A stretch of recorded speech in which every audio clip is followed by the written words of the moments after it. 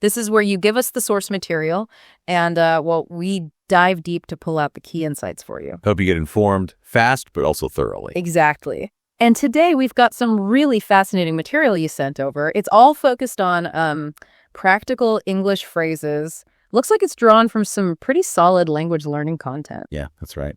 And it seems to cover two main areas. First, language for personal relationships, things like apologies, talking about the future, even pet names. Right, those two. And then the second area is language for making appointments, professional scheduling or just figuring out your week. Mm-hmm. So our mission here for this deep dive isn't just to list phrases. We want to really explore the specific words, the phrasing presented in your material. Get into the nuances, see how they actually work in real conversations. Exactly. It's about showing how, seemingly simple words can pack a lot of meaning, unpacking those layers in everyday English. That's the plan. Using your sources as our guide to uncover those hidden layers. Sounds good. So let's jump in. The first set of phrases comes from the relationship dialogue source. And it makes a really interesting distinction pretty much right away, doesn't it? It really does. It highlights the difference between just to love someone and to be in love with someone. Ah, okay. Yeah. And the source is quite specific. It says to be in love with implies those strong romantic feelings, specifically for like a boyfriend, girlfriend, husband, wife. Which is different from the general feeling of love. Like you love your family, your friends, maybe your dog. Right. But according to this source material, you wouldn't typically say you're in love with your dog or your best friend in that same romantic sense. It pinpoints a specific kind of love. It's a clear marker then. Those two little words, in love, they really change the game. Totally reframes the emotion. Shows how small linguistic bits carry big weight. Absolutely. And speaking of phrases with maybe hidden depths, can we talk? Mm. The source points out this often isn't just asking for a casual chat.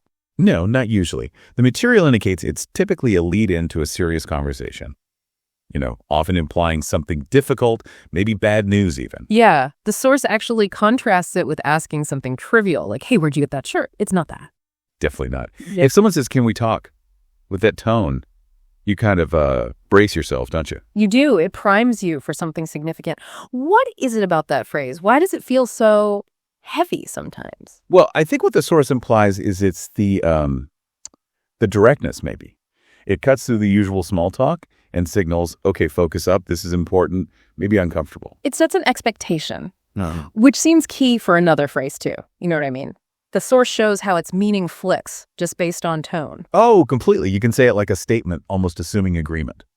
Ugh, Mondays. You know what I mean? You're sort of implying the feeling is shared, understood. Right. You don't need to explain why Mondays are rough. Exactly. But then, lift the intonation at the end. This new policy is just so confusing. You know what I mean? Now it's a question. You're actively checking, are you getting this? Do you see my point? Precisely. You're asking for confirmation of understanding. The source's examples really nail that difference. It's fascinating how pitch does that. It's like a little conversational tool, checking for shared ground or asking for it. Yeah, a bit of linguistic shorthand. Okay, another one the source explores is where this relationship is going. The classic big question. Right, but the source material is great here because it shows how that structure isn't just for romance.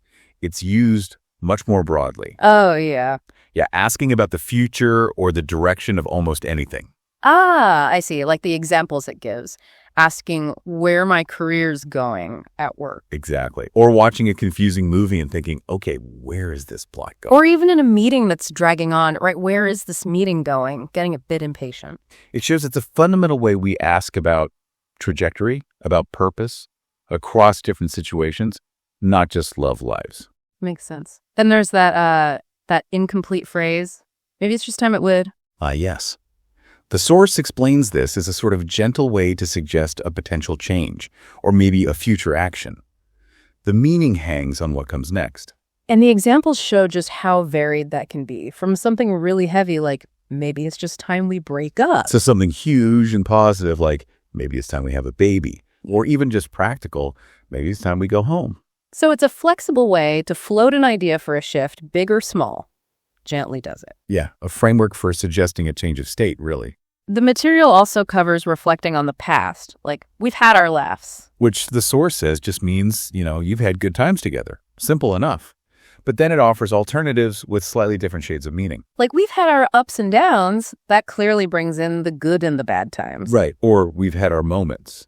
The source suggests this often means significant times, special ones, but sometimes it hints at difficult moments too. Depends on context. Interesting. And then we've had our issues, much more direct. Yeah, that one points straight at problems, difficulties you face together. It's amazing how changing just that one word laughs, ups and downs, moments, issues, really focuses the reflection. It really does.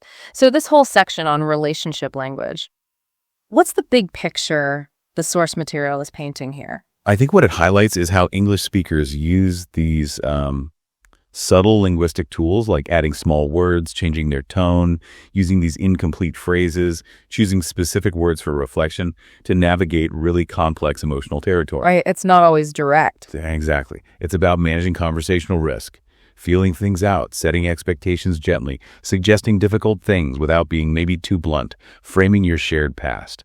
These phrases are active tools. Tools for emotional navigation. I like that. That's what they seem to be based on this material. Okay, let's switch gears from the complexities of relationships to something maybe more structured. Scheduling. Drawing from the second source you provided. Right. This one zooms in on the language you use when trying to set up a meeting. The example used is calling a financial advisor's office. Okay. And it starts by defining some key vocabulary you'd need. Yes. So a financial advisor, pretty straightforward, someone who advises on money, investing, then available, meaning free, not busy. To double check, just checking something again to be sure. Scheduled, meaning something's already planned or booked for a specific time. And a really useful one, book solid.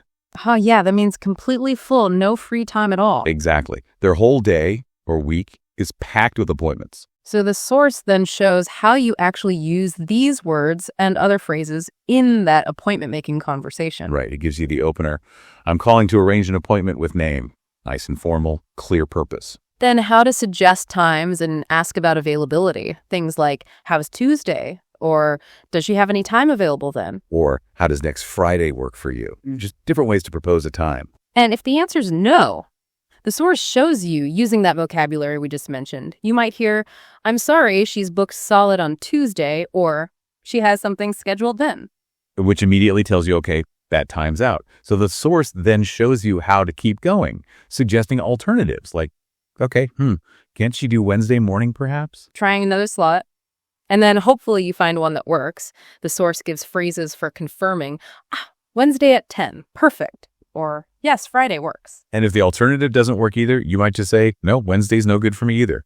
It maps out that whole back and forth. Proposing, checking, hitting a wall, suggesting something else, confirming. Yeah, that whole dance of finding a time that works for everyone involved is very logical, the flow shown in the source dialogue. So thinking about the scheduling part, Yeah. What's the main takeaway from the language used here?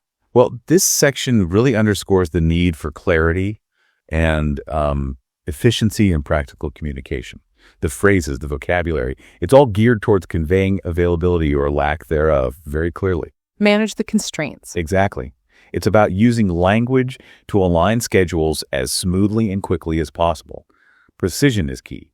Saying someone's scheduled versus available. Yeah. Totally different outcomes. You need that clear information to get the practical thing done, get the meeting booked. Precisely. Achieve the logistical outcome. Okay. So we've dived into language for, well, messy human relationships and also for very practical, goal-oriented scheduling. They seem worlds apart. On the surface, maybe. But what's interesting is how both sets of source material really highlight the same core idea. Specific phrasing and vocabulary are just vital for clear communication, whatever you're talking about. Whether you're trying to define a feeling with in love, signal something serious with can we talk, or just state facts with booked solid, the exact words matter a lot. And the tone, too, as we saw. Understanding these specific phrases, how they're commonly used, like the sources lay out, it's not just about vocabulary lists. It's about understanding the job those words are doing. The social function, the practical function. Yes.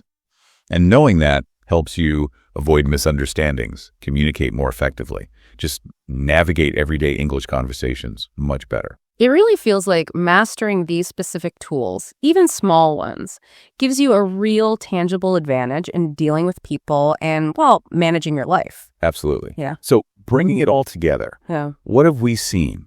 We've looked at nuances in language for deep personal connections and for straightforward scheduling, all based on the material you shared. Yeah, we saw how specific words help define emotions, signal seriousness, float big ideas gently, look back on history in different ways. And also how other specific words let us state availability clearly, manage conflicting schedules efficiently. Mastering these tools, the ones pulled from these sources, really does seem to offer a practical benefit. More precision, better understanding in real life. Definitely. Which leads to a final thought. Maybe it's something for you to chew on. Thinking about how English uses phrases like, can we talk, to manage emotional weight, or words like booked solid to signal logistical limits. How much of our communication day to day is actually about managing expectations and navigating limitations, whether they're emotional boundaries or just calendar slots? Is it more about that sometimes than just swapping facts? Think about all those layers packed into the simple phrases we use constantly.